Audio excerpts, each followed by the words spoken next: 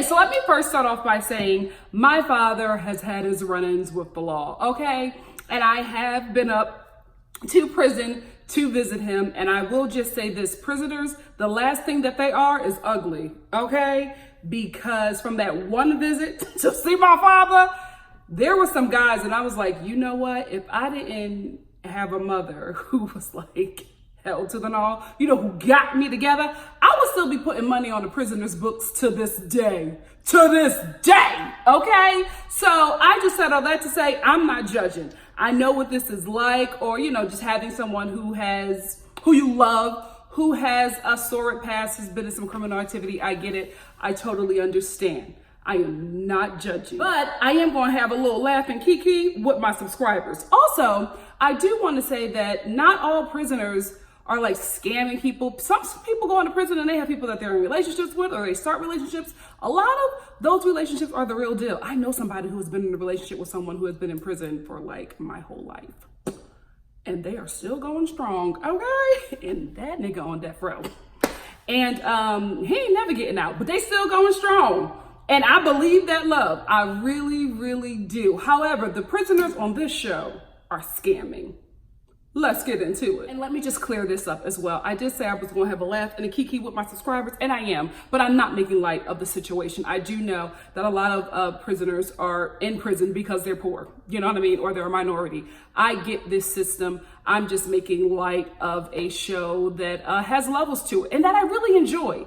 This show, I feel like just with 90 Day Fiance, it's part scam, part reality. So that's why I kind of feel comfortable talking about it. And also it's just very, very interesting. Shout out to Megan, because I wouldn't be here if the Shade Room or one of those black gossip sites posted a clip of her twerking to be better at sex because the man that she's involved with is a felon. And when he gets out, she gonna give him her good cookie. Had it not been for that clip, I would not be here.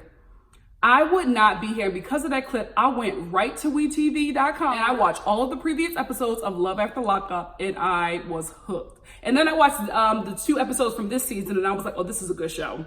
This is a good show. So shout out to whatever that black gossip site was, because if y'all didn't do this clip, I wouldn't have been interested in this show. And I am. I think it's a really good show. So let's get into it. Michael and Megan, sis, you getting played. Megan is so naive, and I'm so shocked. Because from meeting her dad, she seems like she comes from a really good home, but I also think that she's very sheltered, which is why this guy who is in prison or whatever really intrigues her, because like a lot of girls who have been sheltered, the bad boys are attractive because it's just like, oh my goodness, he's from the wrong side of the road. And it's just like, a nice little fantasy. But when you finally get with a bad boy, you realize you ain't about that life. Okay? You ain't about that life. So I feel bad for her. I really, really do. And I'm hoping that she comes out on the other side better after this experience, because I think that everybody in her life who loves her is trying to tell her the truth and love, but Megan can't see it. She is, I can't even say dickmatized because she ain't even had it. She pre-dickmatized. And even listening to Megan talk to Michael, as soon as she heard his voice, like sis was gone. She lit up. Like whatever he has tapped into her, it is very deep. And I feel like, and I could be wrong because this is just my first episode of watching it, I think that maybe she's dealing with some self-esteem issues. And as someone who has dealt with that, when you're in that place of feeling low about yourself or not feeling good enough, trash can talk to you good and you'll fall for it. And I think that's what happened to Megan. But again, from the looks of her profile picture that they put on this show, she seems to have upgraded. So I'm hoping that the Megan that we see in that headshot is the Megan we get at the end of this, and that she's not still caught up in Michael's lies, because the lying this dude has done, this is like top of the level lying. Oh, let's talk about it. Oh, Michael got a baby mama that he's still like with, because she believes that they are in a relationship. Homegirl said that they were engaged, and I was like, what? Excuse me? You engaged to Michael, not Megan's fiance? This is why I was hooked on this show, because when I heard that, I was like, let me tell you something. You You got to be a pro producer to get not only a freaking prisoner, okay, to get his fiance, his side chick fiance, and his day one fiance on the same damn show. When you give me production like this, you got a viewer out of me. Because what was her name? I forgot her. The white girl that looked like a Cabbage Patch doll. When she said that she was engaged to Michael, I was like, what? Did I hear? I had to rewind it back. And I was like, yo, the producers did the damn thing. Shout out to them. Bravo, bravo. And before I move on to the next couple, when I saw Megan twerking in them church shoes, oh girl, baby, you know, poor thing, just bent over, twerking in these church shoes, just naive and gone, and oh, poor thing. However, I have been searching for that woman ever since. Whatever class she teaching, I was like, okay, girl, I might be a customer. Because she even had little Megan turning up the heat. And I was like, listen, there ain't nothing wrong with brushing up on your skills. Wait, Megan and Michael had phone sex? I knew that people did this. I just didn't think that people still did it. You know, I thought this was something back in the day, but after people found out that the calls were recorded, they stopped doing it. I guess not.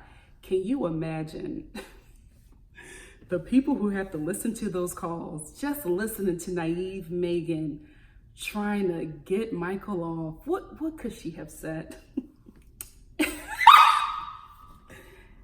And gently place your hands on your erect African penis. I'm sorry, Megan. And Megan's friends are all of us. When she was dropping all this tea to them, they were like, what? Huh? Especially her friend with the drink. He was like, so you haven't done anything at all? And this is gonna be your first? Like, he was so shocked and disgusted. Even in that, I felt like Megan still had a really good community because her friends weren't trying to hurt her feelings. They were just trying to tell her the truth. And I was like, Megan, you come from such good stock. How did you end up here? We gotta stop sheltering our kids. We gotta let them, you know, see the world for what it is from a safe distance. But I just feel like this is Megan's first time. I feel like even the apartment that she's in, that's her first apartment. This is the first time she's out on her own. And she's just, everything is overtaking her. And she doesn't have the wherewithal to know what's real and what's fake and out to get her. And I feel bad for her. I really feel bad. And although she's an enjoyable character to watch on this show, I am not looking forward to her getting her heart broken. I am looking forward to seeing her rise. I really do hope that there is some kind of positive closure for her this season. I don't know, but that's what I'm hoping for, because my heart already goes out to her because I understand, you know, we've all been there. And she's likable, so I feel bad. And also, real quick, ladies, please stop getting in issues with other women in general, but especially over a guy. Like, Megan is already talking negative about the baby mother. You've never met her. You've never met her. And you don't want to be in problems with the mother of your fiance's child. Like, she's already saying things, and I'm like, you haven't met her. You just heard about her from him. You can't be that dense, but I think she is. Matt and Kaitlyn, they met through a Craigslist ad. Craigslist is where you go to buy used furniture, not find love. Kaitlyn, I'm also very concerned for her as well, as I'm concerned for Megan. Here is why. Kaitlyn has a mother who has a history with drugs. Later in episode 2, we find out that Matt has an opioid addiction. And I knew something was up, especially when I saw his mama. I was just like, wait a minute. How do you have a son how do you have a son carjacking cars and look how he's lived? Like, it just didn't match up to me. And when it was revealed that he had an opioid addiction, it made so much sense. And I feel bad for Kaitlyn because I feel like she's trying to heal her childhood through Matt. Like, she couldn't save her mom, and maybe she can save Matt. And it's just, it's a fixer thing that's going on with her. And I really feel for her because I was like that. My father was in and out of jail because of his addiction as well. And I remember finding guys like that who were like just had an issue, and I like wanted to save the guy. I wanted to be able to rebuild him, and it wasn't because of that particular dude. It was because I was trying to fix my dad through this guy that I did not know. And I think this was happening with Kaitlyn. I think her life was destroyed by drugs, and she's trying to like redeem her life, redeem her childhood, redeem her past by living a happy life with someone who has the same struggles as her mother. And shout out to her mom, because she was just like, listen, I got my life back on track. I don't want to be around none of that. And that's what you have to do. You have to get from that environment that had you or supported your addiction. I can only applaud her mom for doing what she needed to do to take care of her. You know what I mean? And Kaitlyn, I'm like, at 32, you're moving out of your mom's house into your boyfriend who's in jail's mama's house to live at 30 freaking 2, girl, no. There's also another part to that, because Matt's mom is trying to warn Kaitlyn about her son. Kaitlyn don't want to hear it. And I think it's because Matt is attractive, even with his addiction. He's cute, right? I don't think she's ever dated someone as attractive or as kind of well off as Matt, because Kaitlyn seems to come from the other side of the tracks. Matt is on the other side of the tracks because of his opioid addiction. He does not have to live like that. He has a comfortable life, it seems like, right? And I think Kaitlyn is enamored by that as well.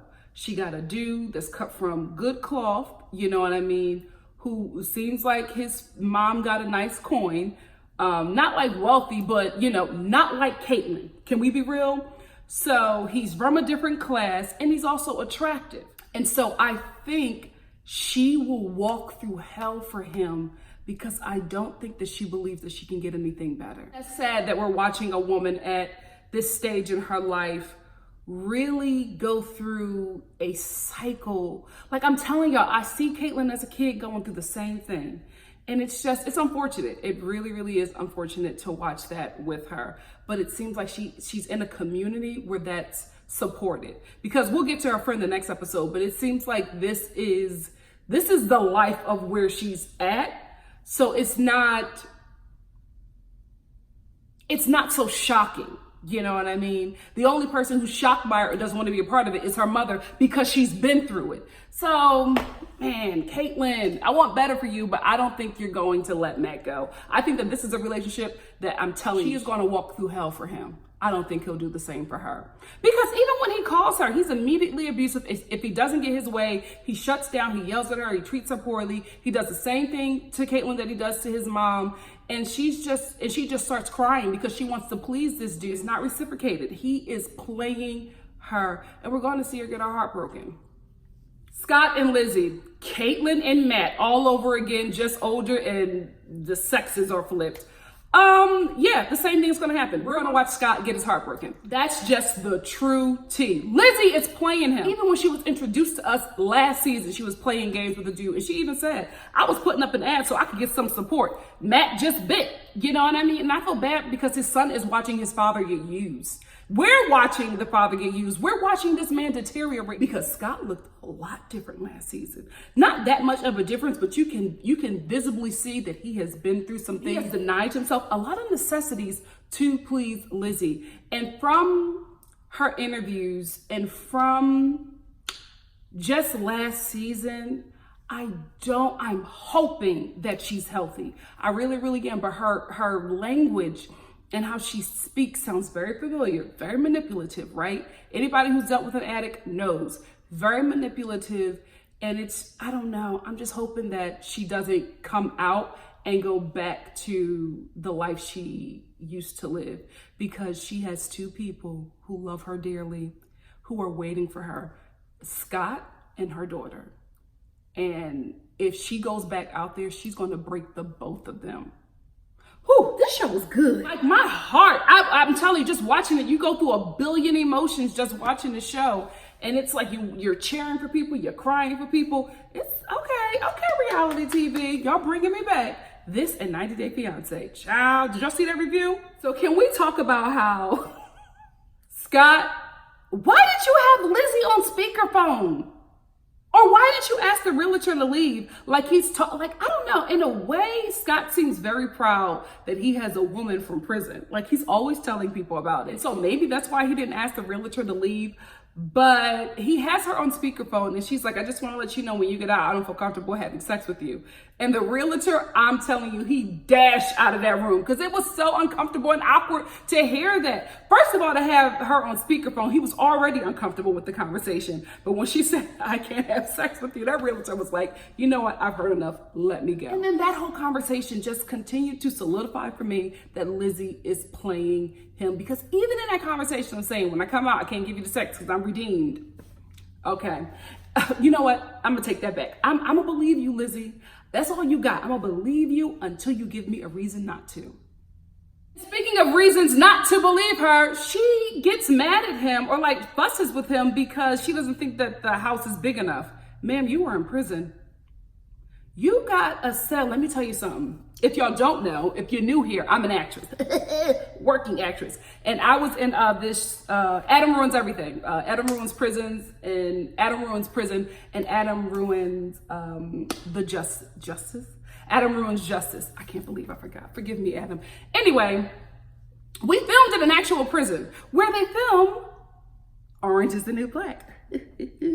So we were there filming, and I'm telling you, every time they yelled cut, I would run out because it was so uncomfortable. I actually had to film in the cell for an entire day. And it was the most uncomfortable I had ever been on set because the room is very small and cramped.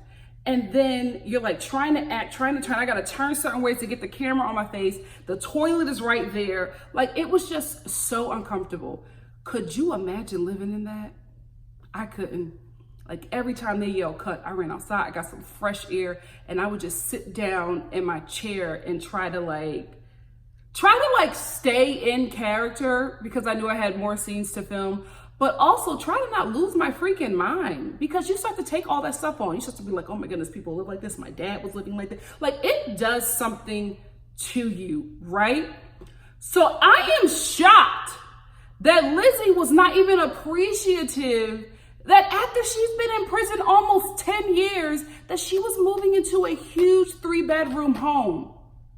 You want an even bigger home? I would have been like 3-bedroom. I think like there was just no appreciation. And I'm like, Scott, you deserve better. But I'm thankful for Scott's son because he loves his dad, right? But I also think he's there to protect his father. He's watching out for his father.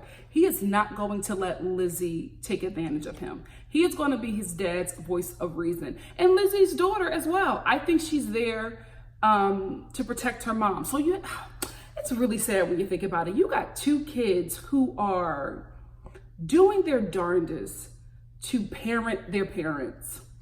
And they're not even fully grown yet. Like, it's unfair. But so many of us have been there. Although I feel for Scott, he's also an enabler. If Lizzie has an addiction problem, he is her dealer.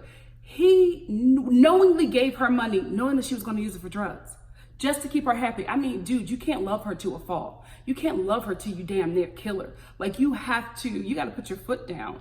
You know what I mean? But I'm thinking that he believes that if he puts his foot down, he's going to lose her. So he'll give her whatever she wants. Like, they're both toxic for each other. They're not a healthy couple. I 1000% hope this relationship falls apart and they both go on and live happy and healthy lives, because together they're not good. They are not a good match at all. Tracey and Clint, not gonna lie, I thought that Clint was the prisoner.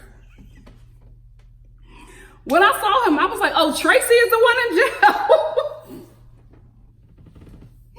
I thought we were looking at him when he got out of prison. I had to watch that story all the way through, and I was like, oh, okay. Clint was married twice. And then he meets with his ex-wife, who's also his boss. And I'm looking at his ex-wife, and then I'm looking back at Tracey, and I'm like, how in the hell did Clint go from a woman that looks like she asked to speak to the manager 5 times a day to a whole scammer? Like, what is going on? Clint, I need a backstory. I don't feel like we're going to get it, But I need to know more about this dude because something in the water ain't clean. And I say that because of how everybody in his community treats him. The ex-wife, the parents, they all treat him like he's 6 years old. It's just not sitting right with me. Something is up with Clint. I hope we find out because I don't think that Tracey is the storyline here. I think it's Clint. I really, really do. His parents, his ex-wife, his ex-wives are not giving us the tea. Maybe because it's early, maybe they'll pull us along into the show, but something is up. Something is up with Clint. What do you guys know? I also do this reviews because you guys have tea that I just don't have, and it helps me watch this show a bit better. So if y'all know anything about Clint, let me know in the comment section below because something is up. Matt and Kaitlyn. So Kaitlyn is on her way up to the prison to pick up Matt. She gets a ride from her friend Kelly, who she met through like this whole prison prom, okay? Basically, it's prison high school where Matt's friend who he met in prison is Kelly's boyfriend. And I guess he introduced Kelly to Kaitlyn so they could ride up together and bond. However, this trip, a whole 180. They were going up. They were really excited. Kelly was really, being very positive and being supportive to Kaitlyn. And although I don't support what's going on in her relationship or think it's a good idea for her to be in a relationship with Matt, I was happy that at least somebody was rooting for her, right? I don't know what happened, but Kelly out of nowhere just started talking crazy to Kaitlyn. And I didn't understand. I don't know if it was producer prodding or if we got a huge part of this trip cut out and we just got to the juicy parts, but I was like shocked. There are some times when I just want you to shut your effing mouth. What? How are you jealous that her prison bay is getting out sooner than yours? Is this the level that you're at, ladies? The bar is too damn low. Too damn low. Then in Kelly's confessional, she's just like, I know a lot more about prison than Kaitlyn knows. Sis, do you want a medal? Like, this is not a depression competition. Nobody wants your lives. Like, from what I've seen of Kaitlyn's life, I wouldn't want that. Why are you jealous? Wow. Too damn low. Now let's get into how the prison guards treated Kaitlyn. I'm telling you, they treated her that way because of her perceived class, how she came off and how she looked to them. Because if Kaitlyn walked up to that prison or drove up to that prison in an expensive car, rolled down a window, looked like money, they would have never talked to her like that. They talked to her like that because they wanted her to get aggressive, right? Because she's somebody who looks like she can't make bail, okay? So they did that to get a rise out of her and to possibly engage in some kind of altercation with her so they can have another poor person to lock up and sit in that prison and make their state rich. That's all it is. Prisons are for profit. Even the ones who don't say that they're for profit are for profit.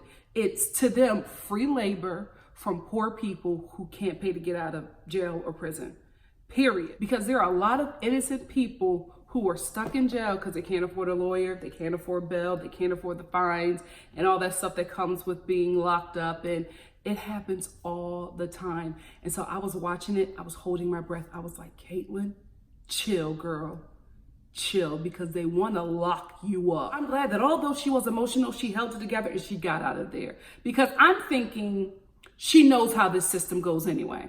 Like, I'm thinking she's seen this play out and she's like, you know what? I'm here to see my man. I'm not going to give them what they want. Let me back on out of here and go to where I need to do. And I'm also glad that there were cameras with her because I feel like if it wasn't, it would have went down totally differently.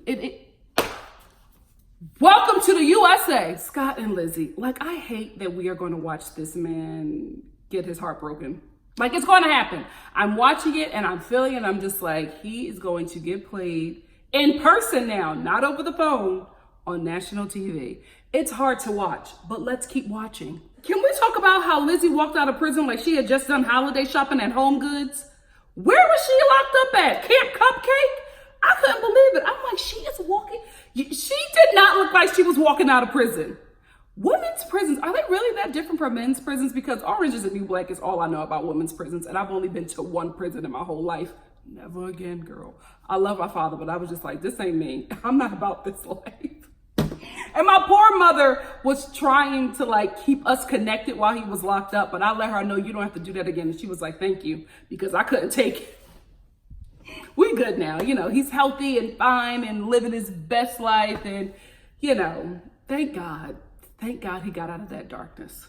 And then Lizzie runs to Scott. Like, she puts on her best, like, Halle Berry and Monsters Ball performance and runs up to Scott and jumps on him and knocks him over. I'm telling you, that whole performance, pure scam. Even her daughter caught it. If you go back and watch her daughter when she jumps into Scott's arms, I didn't get jealousy from her. I got, mom is back on her BS again. Like, mom is back doing her tricks. I just, from her face, I was like, she already know what's up. I'm not saying she's in on it. She's disappointed, but that's her mother. She's gonna protect her at all costs. But that look said so much to me. And it worked, because that jump and Scott falling over, he fell for it. He was gone as soon as she did that, even though she knocked out his freaking teeth. I'm like, Lord, Scott can't lose no more teeth. And then after she knocks out his teeth, she looks at him and she's just like, you gotta pick yourself up, babe. And he's just like, yeah, I know, I let myself go. I haven't had a woman that I wanted to impress in 15 years. What the hell does that have to do with anything? If you had the money, Scott had the money to fix his teeth and didn't do it because he didn't want to impress anybody. Your teeth are not for impressing people. It's for your own personal health. Like, that was really sad. Sad. Poor Adam. Just watching his dad just be taken advantage of. But I'm telling you, I think he is there watching out for his father. He is there to protect his dad at all costs. Jasmine too. And I felt bad for her because I know that she knows her mom was scamming, right? I know that she caught that. But that girl wanted her mother to have a bigger reaction to seeing her. She wanted her to be crying. She wanted her to say she was sorry that she wouldn't do it again. She just wanted something else, and to see how her mother looked at her. It wasn't what she wanted. Jasmine wanted more. Let's talk about Lizzie's confessionals. Didn't she look a little buzzed? Like a little, and you know what? Maybe not, because I don't think they would let her out if she was intoxicated or had, any drugs in her system. Do they drug test you before you leave? I don't know, but she seemed a little, maybe that's how she is. But she seemed a little off. What do you guys think? Let me know in the comment section below. Clint and Tracey. I still feel the same way I felt about Clint in episode 1. Something is up with him. Like, we are not getting the full tea. Something is going up. And I'm only saying that because of how he acts. Okay, I'll give you that. And also how everybody treats him. So I don't know if it was drugs or an accident. Something is going on with Clint. Something. The fashions alone. Them big boots and that chain and the vest. Like, something is up. Something is up. Megan, Michael, and Sarah. Listen. We have side-by-side shots of Megan and Sarah shopping for wedding dresses at the same damn time. Why? Because they're engaged to the same man and they don't even know it. This is how you get an Emmy. I was watching this scene and I was gagged. I was like, these girls don't even know. They have no idea, and them shady producers have every idea, and they are just watching this go down like, this is gonna be a hit.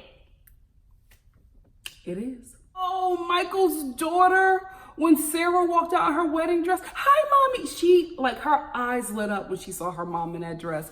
Oh, Michael, you're horrible. How dare you? How could you do this to these women in your life and your daughter? Let's talk about Black Megan and Caucasian Megan, or Mexican Megan, light-skinned Megan. Because when her friend was introduced, I was like, they are the same person. How did y'all find each other? Because they are like, I couldn't see any difference. They just melted into one person. But Megan's best friend, her concerns, Her concerns were a concern for me. Because when she said to Megan, are you going to get him tested before y'all have sex? That to me, I was like, well, what the hell was he doing when he was in prison? Like, you know what I mean? Talking it out, I now understand that she was maybe saying, you've never had sex with him. You don't know who he had sex with. You don't know if he had a disease before he went in. I'm hoping that was what she's saying. But if she was saying that she was thinking that Michael was hoeing into prison, that's why he needed to get tested, because you don't know what he was doing when he was in there. What?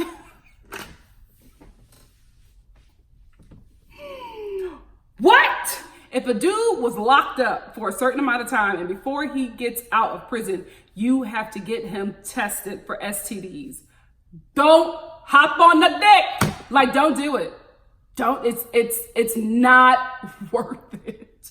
Because you're obviously asking a question without asking that question. And that's the one you really need to be asking. Who you banging in prison? And I'm not saying it could be a man, because last season, that guy, what was his name? That white guy that was like kind of attractive, but kind of slow. The one that was having, the one that was getting scammed by that sweet girl, they all Southerners. Anyway, he said in the follow-up show from season 1 that he had sex with the lunch lady right before he got released. So they could be having sex with everybody and anybody up in that prison. I'm good. Don't need to test it. Because that question enough, the relationship is over. And watching Megan and her best friend get ready, where were they going?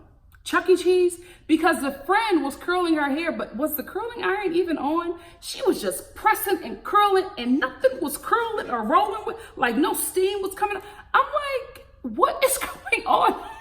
And then Megan, the way she was applying that makeup, it was so harsh. I was like, honey, first of all, step away from the Mary Kay, okay?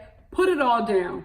You are applying that makeup way too hard. And for somebody who has hooded eyes, you are putting it all over the place. Ma'am, right here, right here. Then you blend out and then maybe a little highlight right here, right here. I learned that from Fumi. That was a game changer for me. Subscribe to her channel, Megan. You have to learn, sweetie. Whoever did your makeup and your headshot for this show, keep their number. Don't go back to this. Don't. Oh my God. Michael and Sarah are already married? Again. Bravo to these freaking producers. This couple alone, Michael, Sarah, and Megan, their whole storyline gags me every time. Every scene, I'm like, what? This is good TV. Who knew that it would take damn near for the end of the year for me to get excited about reality TV? Because the Real Housewives of Atlanta, none of the housewife shows were giving me what I wanted. But shout out to WeTV for bringing it. Bravo, you better stay woke. They on your heels. And you know what? When Sarah told her best friend that she was already married to Michael, her best friend's reaction let me know everything that I needed to know about Michael. Her best friend was heartbroken. She was so hurt. So that let me know that that man has taken her through the ringer, and she was sad to see that her friend had locked down her life with somebody who treated her poorly. Like, I knew from her reaction alone, her friend said everything from her body. Everything from her body. And I was just like, oh, Sarah, how old is she? How old are all of they? Are they? I know they're not in their 30s. They have to be like late, mid-20s or early 20s. Sarah gives me young, old. Like, I don't know how old she is. She could be 40, she could be 20, she could be 18. Like, she varies. So let me know. Do they do ages on this show? If y'all know the ages, let me know in the comment section below. So Marcelino and Brittany, you know what? This show does this a lot. We don't get backstories on cast members who are very questionable. Marcelino, listen, he looks very different on this show than he looked at that glamour shot that they posted up, okay? And maybe that picture was taken 10 or 15 years ago, but baby, black don't crack. So for him to look so different I was just like, oh, there's more to this story. Maybe a sickness. Like, I don't know what happened, but clearly something has been left out from his past, because that picture to what we saw today, I was like, something is going on. And I'm hoping that the common denominator between Marcelino and Brittany is not drugs.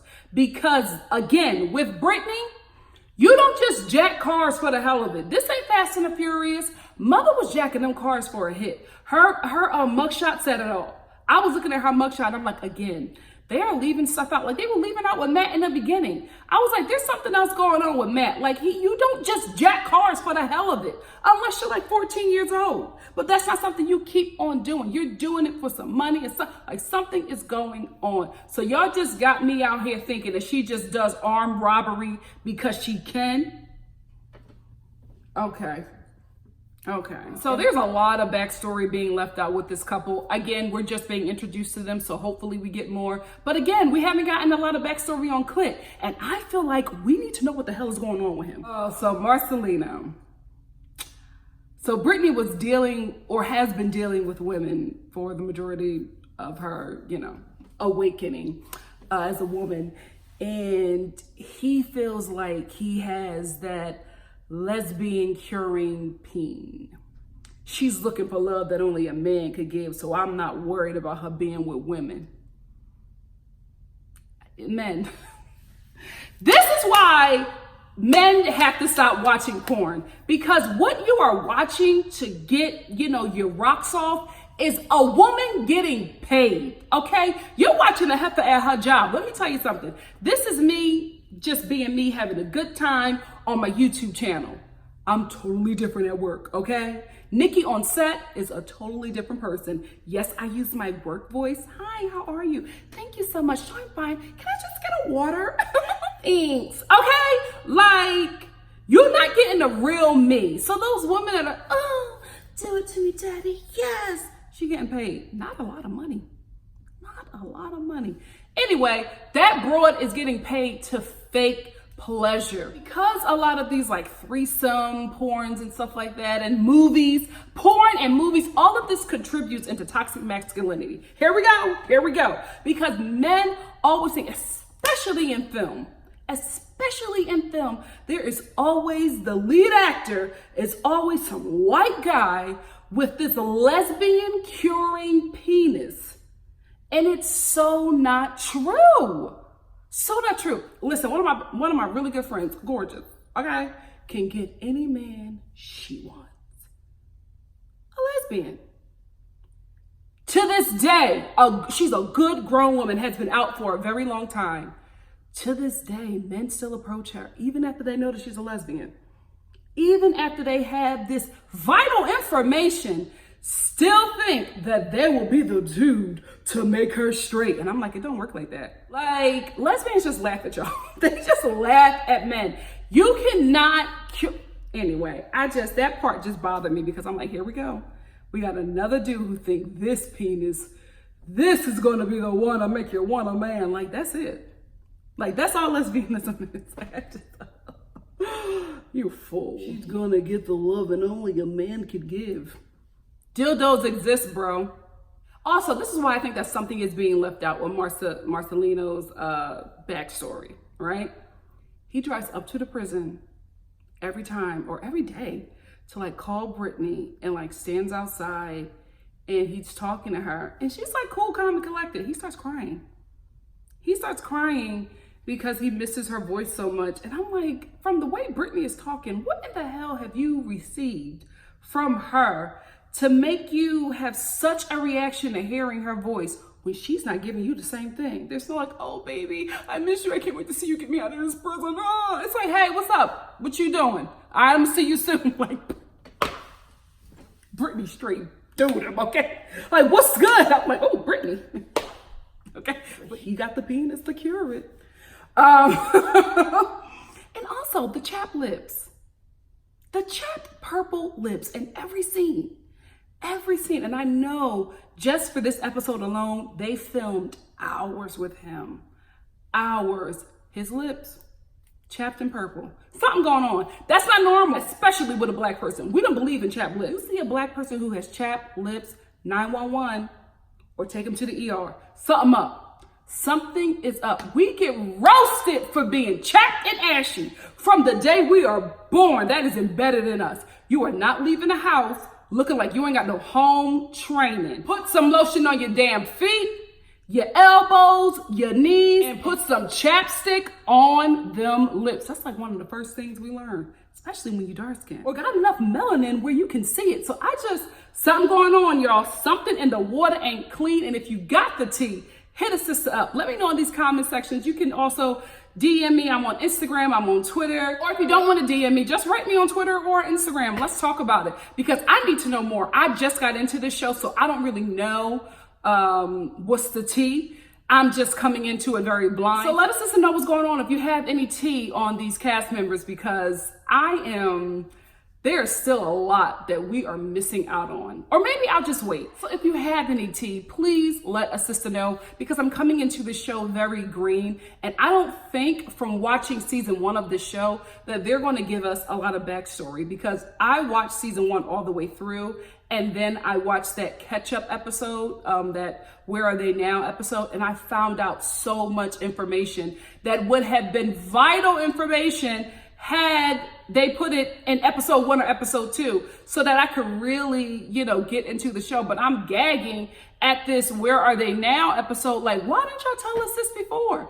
We would have liked to have known that. I would have liked to have known in episode 1 that, the redhead beard dude had banged the lunch lady right before he banged the girl in the shower for all of 1 second. That's why he ain't had no juice left in him. He was already banging in prison. Anyway, that's where the episode ends for me. Let me know what you thought about this episode in the comment section below. And if you like what you see here, please like, comment, subscribe, and share. And me and my pineapple will see you for the next episode of Love After Lockup. I'm stretching it because I'm trying to do a really demure Christmas look.